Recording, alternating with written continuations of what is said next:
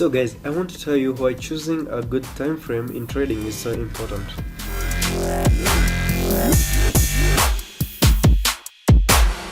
Look at this chart. We have gaps on these candlesticks. We have a lot of doji candlesticks. Just look at this chart, how it's going. It goes up suddenly up from a doji candle, and then it comes down, back down. It's ranging. There's no trending here. So you can see how many fake signals that we get on this particular chart, and this is just because we are trading at the wrong time. If you look keenly at the time, it's midnight. This is when most of the sessions are closed, and I think only Sydney is open at this time. And even if Sydney session is open, in Sydney they don't trade on Euro and USD. Euro is for Europe and US dollar is for the America. So you can see why looking at the correct time frames is very important. Now coming back down to at 8 in the morning, let's have from here. Who's 8? Oh, it's 9. It should be 9.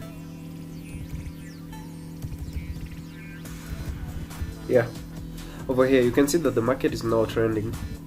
Few doji, that's one doji, and another one after around. You get two dojis after 30 minutes.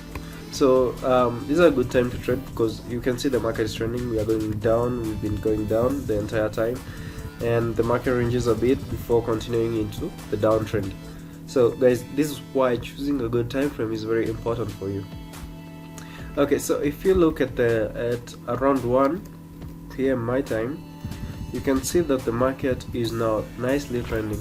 We have an uptrend, a downtrend, another uptrend, a short range, a downtrend, an uptrend, a downtrend. Now you can see that the market is moving, and this is what we look for as traders in the market. We look for volatility. We look for those trends that are promising to continue. So once we capture a trend, that's where our money comes from.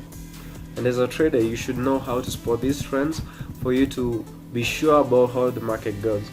Okay, if you want where to check on the events, oh, I forgot one bit about the events.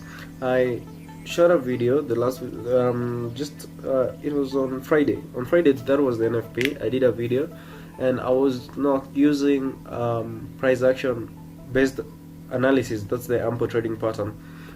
I was using fundamental trading, where I got the news, I check the news that is coming up, and I trade according to the report of the news. So guys, the news is also a key role which plays in the market.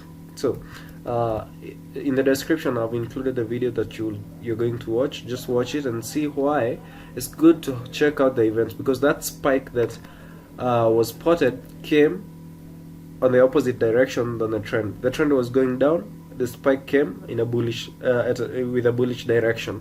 So you can see if you are on a short trade, you would be on the wrong side of the market.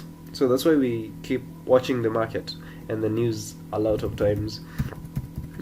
So sudden spikes are because of economy news, reports, and even sudden news like wars.